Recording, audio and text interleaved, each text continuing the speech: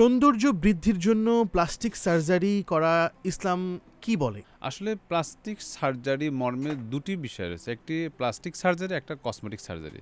আচ্ছা আচ্ছা। দুটোর উদ্দেশ্য ভিন্ন।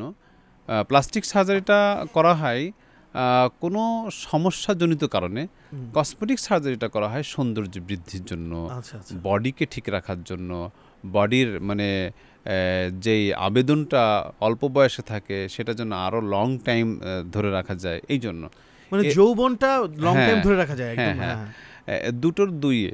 একটা হচ্ছে যে কারো ঠোঁট কেটে গেছে কোনো কারণে, প্লাস্টিক সার্জারি করে এটাকে ঠিকঠাক করা।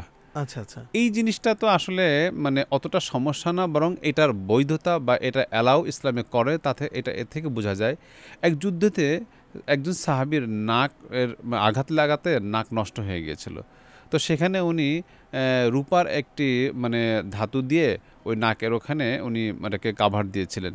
পরে দেখা গেছে যে বেশ দুর্গন্ধ আসে। তো রসুল সাল্লাহ সাল্লাম এটা জানছেন বা দেখেছেন। এরপর রসুল সাল্লাম অনুমতি সাপেক্ষে এখানে স্বর্ণের ধাতু দিয়ে আবার এটাকে সুন্দর করেছেন। এ থেকে বোঝা যায় যে সমস্যাজনিত কারণে যে প্লাস্টিক সার্জারিটা করা হয় এটা অ্যালাউ, এটাতে সমস্যা না।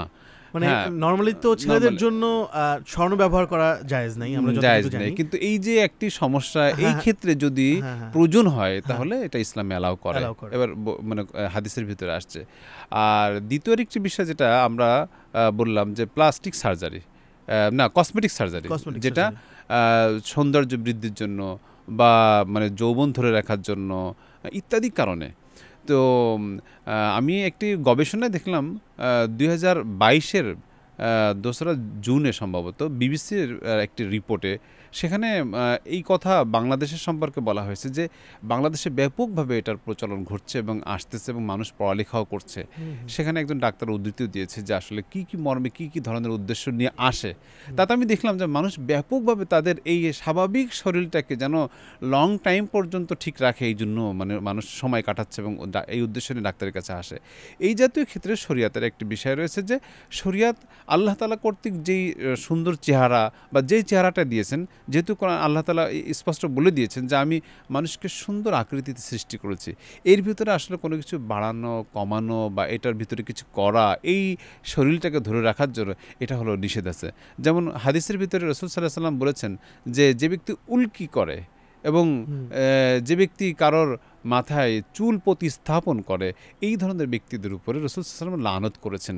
কাজে আমরা এ থেকে বুঝতে পারি যে যেই শারীরিক গঠনে অবয়ব আল্লাহ তাআলা কর্তৃক পরিণত হয়েছে, তার ভিতরে আবার এটার উপরে আবার মাতবাড়ি করা বা কিছু করা, এটাকে ইসলামে অ্যালাউ করা না, বরং এটা নিষিদ্ধ।